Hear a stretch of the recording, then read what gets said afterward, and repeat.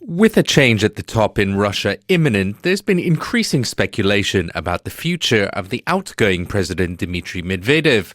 Despite being dubbed by some as a lame duck, as he serves out the final days of his term, he's met with opposition leaders and even suggested that the constitution should be amended, limiting any president to 2 terms, widely interpreted as a swipe at Putin, who, if he wins again in March, would be on his 3rd presidential term. Igor Yurgens is the head of Russia's Institute of Contemporary Development. He told me that despite being a prominent supporter of Medvedev's, he thought he shouldn't serve as prime minister under a Putin presidency. I was a supporter of Mr. Medvedev, still is, by the way, for the position of the president of Russian Federation. I thought that he should have taken a decision to run for the 2nd term.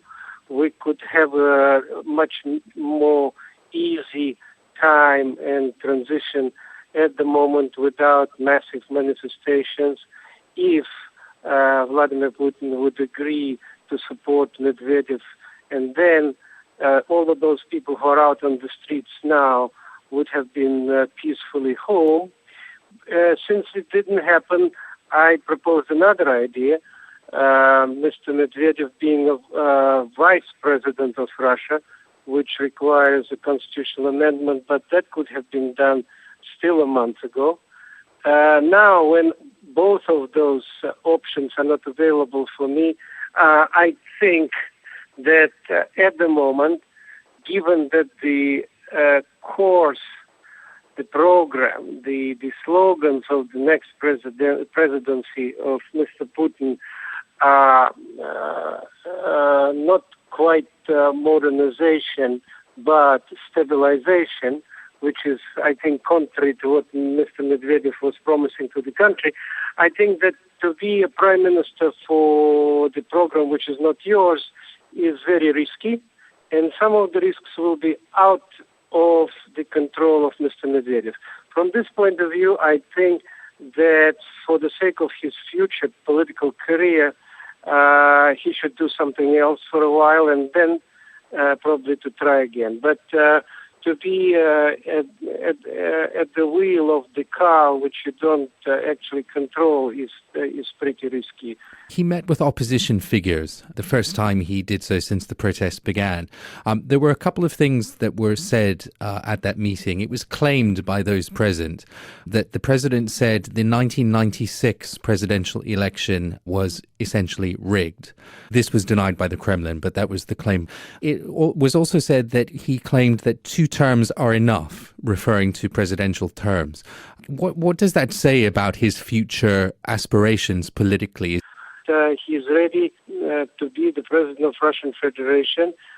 Due to the circumstances which are not known to us, he decided not to run. But again, he is dedicated to the political reform, and what you're referring to is only still another proof of that. He organized the reset with the United States of America.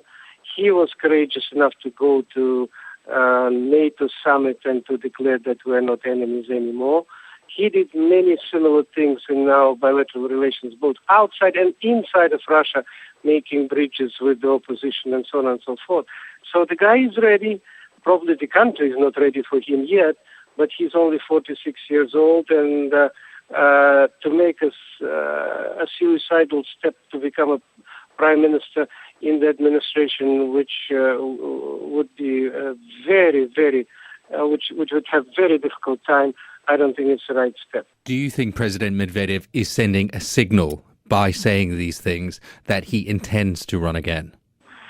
I'm absolutely determined that given what we have at the moment, we will have a necessity and I would say an urgent necessity in a year or so to have people who are ready to take the realm of power, to take power in this country again, because there are so many uncertainties at the moment, and there are so many troubles that we cannot even visualize ahead of us, that yes, we will need a person like Dmitry Medvedev to be one of the candidates for the presidency again.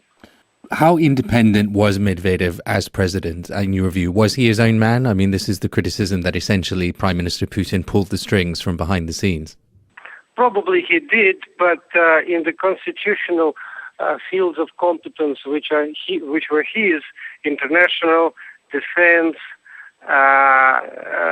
legal system, and so on and so forth, he was pretty independent, and he did quite impressive steps towards modernization of Russia.